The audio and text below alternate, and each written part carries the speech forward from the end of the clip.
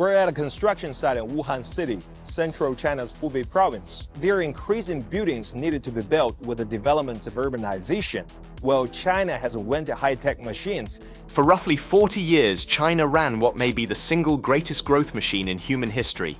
It turned rice paddies into skylines, pulled more people out of poverty than any nation has ever done, built more high-speed rail than the rest of the world combined, and made itself the factory of planet Earth. Year after year, the machine just kept accelerating, and to much of the world, it looked genuinely unstoppable. A perfect machine.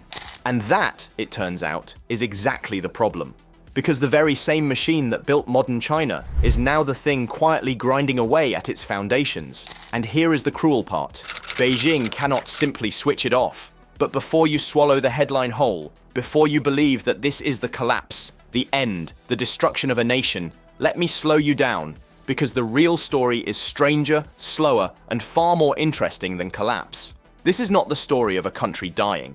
It is the story of a machine that cannot be turned off, and a nation trying to change its engine in mid-flight at full speed, with more than 1 billion people on board. To understand the trap, you first have to understand the machine, and why it worked so brilliantly for so long. China's model rested on a simple, powerful idea. Build.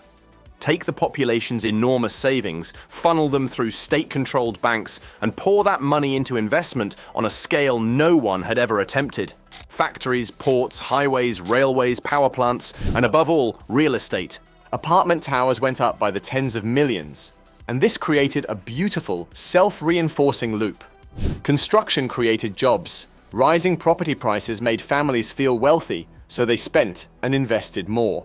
Local governments, which owned the land, sold it to developers for enormous sums and used that money to build even more infrastructure, which attracted more industry, which drew more people into the cities, who needed more apartments. Round and round it went, faster and faster. Layer on top of that an export juggernaut, making everything the rest of the world wanted to buy. And you had a machine that could produce 8, 10, sometimes 14% growth a year. It was for a generation close to economic magic. But every machine like this runs on one hidden fuel. And that fuel is confidence, the shared belief that tomorrow's prices will be higher than today's. And around 2020, Beijing itself decided the property engine was overheating dangerously, so it tightened the flow of credit to developers. What followed was not a gentle cooling. It was a crack that ran straight through the foundation. The giant developer Evergrande, drowning in more than $300 billion of liabilities, defaulted. Then Country Garden, then others. Buyers who had paid in advance for apartments watched construction sites fall silent, and some simply stopped paying their mortgages. And once the belief that property always goes up finally broke, it broke everywhere at once. New home sales have since fallen by more than half from their peak. One of the fastest property bubble bursts in modern economic history. And because housing was where Chinese families kept the overwhelming share of their wealth, that collapse did not stay in the property sector. It reached into the confidence of hundreds of millions of households, and they did the most rational and most dangerous thing possible. They stopped spending, and they started saving. And that is where the machine flips from miracle to trap, because now the same loop runs in reverse. When a huge economy stops spending, prices start to fall, and China has now been fighting deflationary pressure for around 10 straight quarters, the longest such stretch since it opened its economy in the late 1970s. Consumer prices were essentially flat across 2025, and factory gate prices have been falling for over 3 years. Now, falling prices might sound pleasant if you are a shopper, but for an economy loaded with debt, deflation is quietly poisonous. Here is why. When prices and wages drift downward, the money you owe does not shrink with them. So every loan, every mortgage, every local government bond becomes heavier in real terms, even if the number never changes. Debtors have to repay with money that is worth more than the money they borrowed. And China has an ocean of debt. Its total government debt has climbed from around 40% of the economy in 2015 to nearly 100% a decade later. And much of the most fragile borrowing sites with local governments, who funded themselves for years by selling land, exactly the land that developers have now stopped buying. So the property bust starves local governments of cash at the very moment deflation makes their existing debts harder to carry. The loop that once fed on itself upward now feeds on itself downward. There is a ghost hanging over all of this, and its name is Japan. In 1990, Japan's own property and stock bubbles burst, and instead of a sharp crash and recovery, the country slid into a slow, grinding deflation that lasted on and off for the better part of 3 decades, the so-called lost years. The mechanism was almost identical: a property collapse that wiped out household wealth, banks weighed down with bad loans, and a public that switched permanently from spending to saving because everyone expected prices to keep falling. China is not fully trapped in that spiral yet, but the resemblance is close enough that it genuinely worries the economists who study it, and it is the comparison Chinese policymakers themselves are said to fear most. So Beijing made a bet, a serious and in many ways impressive one.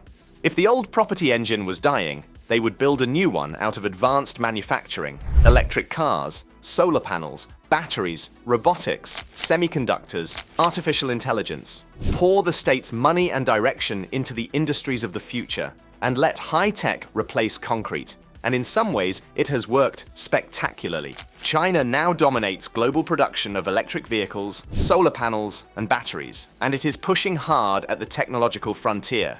But there is a catch, and it is a big one. When you use massive state investment to build enormous manufacturing capacity, but your own consumers at home are too nervous to spend, you end up making far more than your domestic market can absorb. The result is brutal overcapacity, savage price wars between Chinese firms racing each other to the bottom, and a flood of ultra-cheap exports pushed out into the world to soak up the surplus. And that flood is now colliding with tariff walls and trade barriers, not only from the United States, but increasingly from Europe, and even developing nations trying to protect their own industries. So the new engine, impressive as it is, cannot yet carry the whole economy, and it is generating friction abroad at the same time.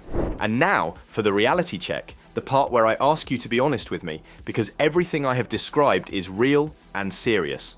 And I put my sources in the description so you can verify every figure for yourself. But serious is not the same as destruction, and this is where the doom headline falls apart. Because China is not some fragile market economy waiting for a single bad day to trigger a 2008-style meltdown. Most of that debt is domestic, owed within a system where the state controls the banks, the biggest borrowers, and the flow of capital across its own borders. That means Beijing has tools that most governments can only dream of. As one analysis put it bluntly, the question was never whether China has the means to prevent a crisis. It has plenty. The question is whether it has the political will to use them in the right places. That is a very different problem from collapse. And it is worth remembering that the imminent collapse of China has been confidently predicted over and over for more than 30 years, and it keeps not happening. China still generates something like a third of all global economic growth.